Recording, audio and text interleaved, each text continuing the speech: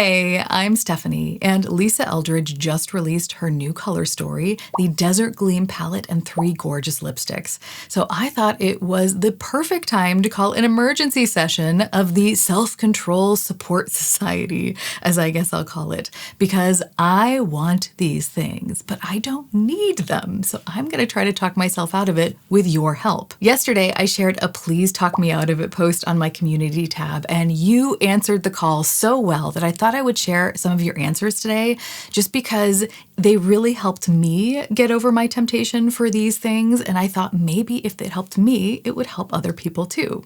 So if you see me looking over here, it's just because that's where I have the post and your answers pulled up. And we're just going to go through some of the comments today. I'm not going to share any names because I'm not sure who wants to be mentioned in a video and who doesn't. But I think you're going to be interested in what people had to say. So first off, what's tempting me out of this collection? Well, obviously the Desert Gleam palette itself, because eyeshadow is my drug of choice. And wow, it looks beautiful. The color story is right up my alley. The colors in there are every single one of them are one that I would use realistically, so I really like it for that. But also, part of me just really wants this palette because I've never tried the Lisa Eldridge formula. And the swatch goblin part of me always wants to know everything about all the formulas and textures and how they work. And so a part of it is just curiosity for me. I just really want to try these eyeshadows. But the other thing that's tempting me is the Toasted lipstick, shade 187. It's described as a true milky tea neutral beige. Milky tea? Oh my gosh, give it to me. Like, this is exactly what I want in a lipstick. Okay, so it's tempting me. Why do I feel like I shouldn't get it? Well, number one, my makeup monster and my swatch goblin are giving me that frenzied feeling. That is always a bad sign for me. It's always a sign I need to step back and press pause on a purchase because I want to be purchasing from a place of slow consideration. I want to have a curated makeup collection so that I'll actually use it all and have time to enjoy it all. And if I buy too much, then I won't be able to enjoy it. So this frenzied feeling is my first sign that I should not be buying any of this stuff, at least right now. But the other thing is Lisa Eldridge products often have a limited run. And so anything that's limited edition or hard to get is also something that I don't want to buy just because I feel like it puts an unneeded sense of urgency behind everything. And I never like that feeling with a purchase. So let's get into what you said that convinced me that I can calm down. One person wrote in, so ignoring the fact that I ordered it, will you wear all the shades? And the answer to that is definitively yes. How many shades in this palette are actually unique to you? That question is much more effective in my no-buy because the reality is, let's take a look at the colors here. Okay, there's Dunes, which is a rich, warm sand color. I definitely have that 50 times over. Christina is luminous. It's an enigmatic duo silver. I don't have any enigmatic duo silvers. Marketing language right there. And it shifts from a warm to cool green silver. Okay, the reality of that is I don't have anything exactly like that in my collection, but I do have silvers, I do have greens, and I do have shifty colors. So I'm sure that I could kind of manufacture something out of what I already have. But that shade is one of them that's really tempting me because it does seem somewhat original to my collection. Then we have Acacia, which is a neutral, rich, deep cocoa brown. I probably have 50 of those. Then we have Ablaze, which is a bronze gold that's as cool as it is warm. That sounds intriguing. I really like a balanced color because I do have a pretty neutral skin tone. But I have to say, I'm thinking of a couple specific bronzes that I think work that way for me, so that's also not original to my collection. Sahara is, of course, the one that I think is getting a lot of us, and that's that soft khaki color. That one she described in her video as not being too green, not being too blue, not being too yellow, but being very muted and balanced. And that is what's intriguing me. It's that muted balance because I do have a couple of different greens that are similar to this, but what I find is that they're either too blue or too yellow or too vivid or they have too much of a powdery finish on the skin. My favorite formulas are the one that kind of melt into my skin, that make it look like I'm not wearing any powder at all.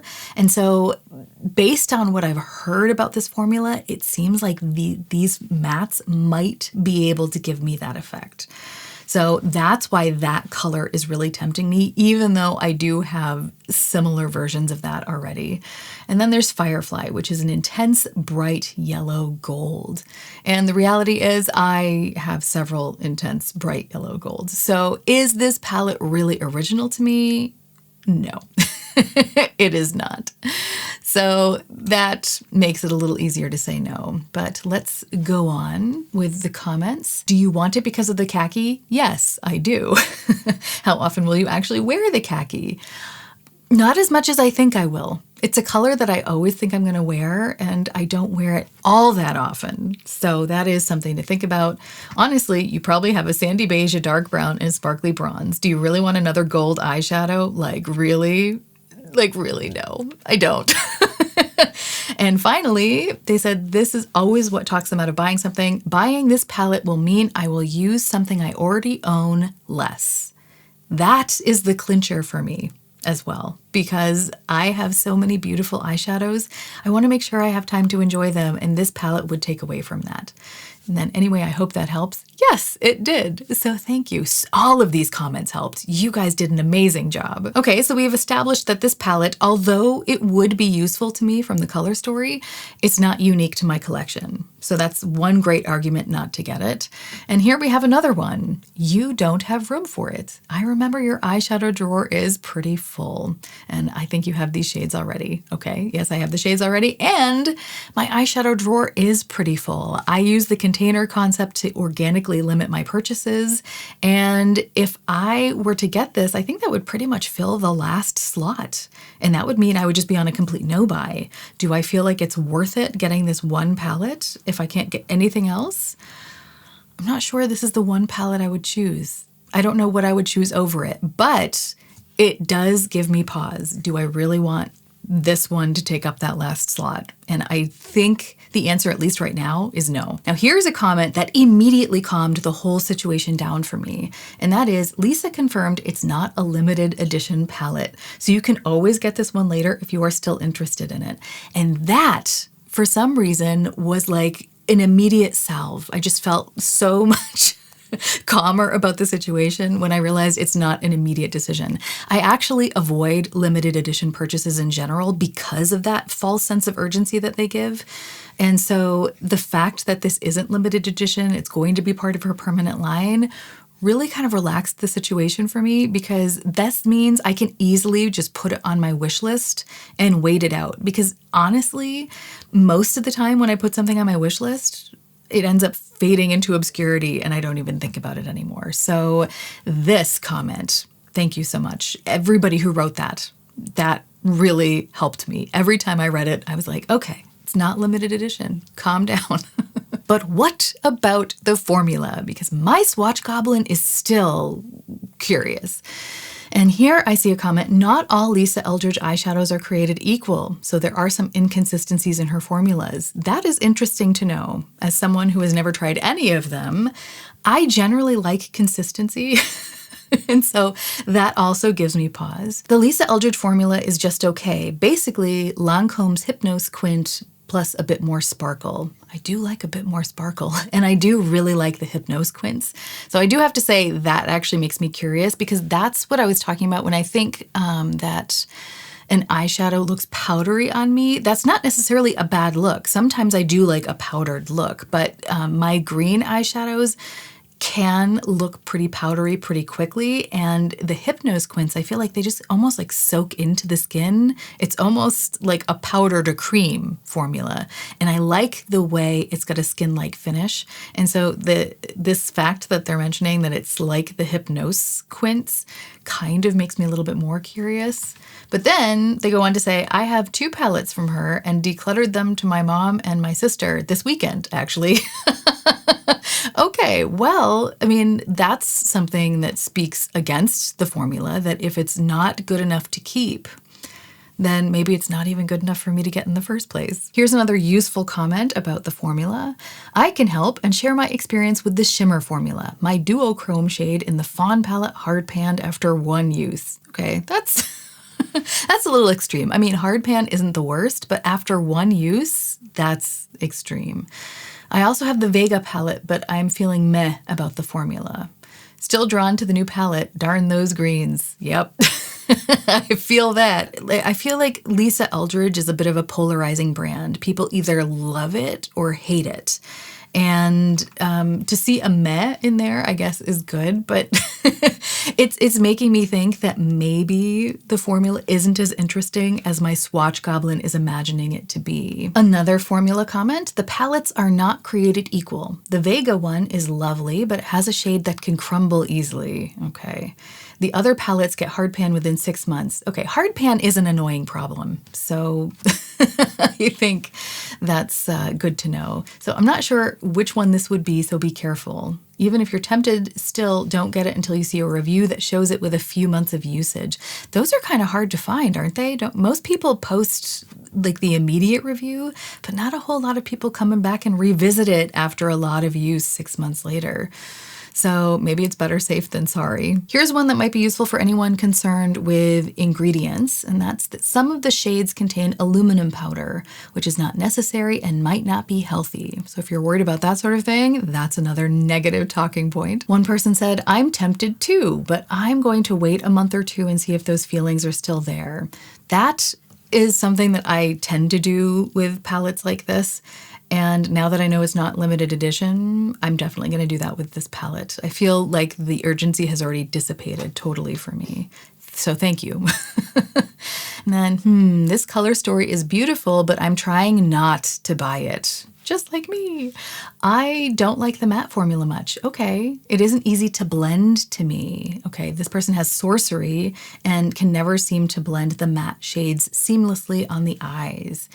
Okay, so that's another one that speaks against the formula. If you have anything else to add to your experience with the formula, by the way, I am all ears. Someone mentioned they can go to Nordstrom or Neiman Marcus if they carry it somewhere, and in theory, they'll swatch it and send me the pics. That's great. That is always useful. Thank you for that. And then we have a bunch of people who wrote, I can't, I'm sorry, I already couldn't talk myself out of it and I ordered it. Congratulations. I hope you enjoy it. We've got several comments like that.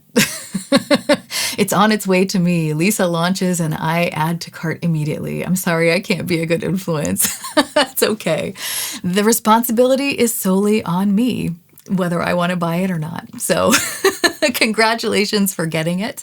I hope that everyone who has ordered it really enjoys it. And I hope that you will share your experiences with me because I would love to live vicariously through you. Someone else said you should build your own palette. So I did, and I'll show you that in a second. And then someone else said, it looks too much like Natasha Denona Gold. Plus, your drawer is already full. Dupe it, dupe it, dupe it. I'm chanting. It is true. It does look like Natasha Denona Gold, but several people also said it looks like the mini gold. And I have to say, the mini gold is literally like, I mean, it's not a one-to-one dupe. It doesn't have the silvery shade and it doesn't have like a bronze color and the brown is a shimmer instead, but the color story is incredibly similar. And I used it to create this look on this eye today. So if I have this, I don't really need the Desert Gleam palette. So that's one thing. And then the other thing is I was able to build my own palette, which I'm wearing on this eye today. So basically I have 2 versions of the Desert Gleam palette already in my collection. And these 2 shades here came from the Natasha Denona Gold palette, the original one. This one came from the Natasha Denona Biba palette. This one came from the Natasha Denona Yucca palette. And this one here is JD Glow Fairy Acid. It's the closest I felt like I could get in my collection to the, what is that called? Shade Christina. That's the kind of silvery, the enigmatic duo silver that I said I don't really have. I wasn't really able to find something exactly like that in my collection, but this one, it's got some silver, it's got some gold, and it's got some green. So even though it is not exactly the same, I feel like it kind of has the same effect. I think it might be a little bit thicker than the Lisa Eldridge formula looks to be, because that formula seems to be like some of the particles look very scattered on some of the models. This is what very acid looks like. So in a thin layer, I think it could have a similar effect, even though it's not exactly the same. And then this is a random shade that I depotted. I think it was from Sicily.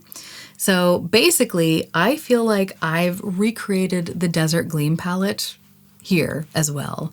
So I really, honestly don't need this palette. I just want it. And I think a lot of us might be in that situation. But of course, I am also really tempted by the toasted shade of that Rouge Experience lipstick, described as a true milky tea neutral beige. Milky tea? Oh my gosh, give it to me. Beige, neutral. It's like my dream lipstick, right? But one of the things that I have learned about myself is I am attracted to the same thing over and over and over again. I have a lipstick collection of 24 lipsticks, and of those 24 lipsticks, there are essentially just 4 shades in there. There's like variations of the same 4 shades, including beige. This is what I'm wearing on my lips today. Honestly, I could describe this as a milky tea neutral beige. This shade, by the way, is the Kissing formula from Charlotte Tilbury in the shade JK Magic. And this is honestly my perfect beige lip. And if I already have my perfect beige lip, why do I need another one? And the answer is I don't. So I was also able to dupe this within my collection, and also don't need to be buying this. I mean, maybe if this runs out, I could try this shade since it's apparently going to be permanent, but I definitely don't need it right now. Thank you to everyone who submitted a comment. There were so many great ones that I did not have time to read today, but every single one of them really helped me. I feel like I woke up yesterday with this massive sense of urgency, and I woke up today in a much calmer place, ready to use my 2 separate dupes of this palette. And so if you have anything to add to this conversation, please do it in the comments, because I feel like temptation often comes in waves, and so I am perfectly happy to read any other comment. Of course, if you want to celebrate that you got it, you can also do that, because I like to live vicariously through people who are enjoying their makeup. But basically, I hope that this video was able to help you avoid temptation like it was able to help me. I hope you have a great week, and I hope we can all remember that even stumbling can be a form of moving forward. So let's stumble in style.